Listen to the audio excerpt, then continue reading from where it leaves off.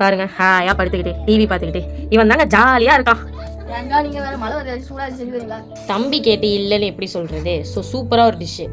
நம்ம இன்னைக்கு சோயா 65 தான் செய்ய போகிறோம். சூப்பராக இருக்குல்ல. தண்ணி நல்லா கொதிச்சதும் நம்ம எடுத்து வச்சுக்க சோயாவை அதில் ஆட் பண்ணிட்டு அப்படியே ஒரு 10 நிமிஷம் விட்டுருங்க. சூப்பராக ஊறிடும். அதுக்குள்ளே நீங்கள் எல்லோரும் சப்ஸ்கிரைப் பண்ணிவிடுங்க. ஸோ பார்த்தீங்கன்னா நம்ம இப்போ அதில் உள்ள தண்ணி எல்லாத்தையும் நல்லா புளிஞ்சு விட்டாச்சு. இப்போ நம்ம ஆட் பண்ணிக்கலாம். இஞ்சி பூண்டு பேஸ்ட் ஆட் பண்ணிக்கலாம். மிளகாத்தூள் சிக்கன் 65 மசாலா 2 மிக்ஸ் ஆகிருக்கு. அதையும் நம்ம ஆட் பண்ணிக்கலாம்.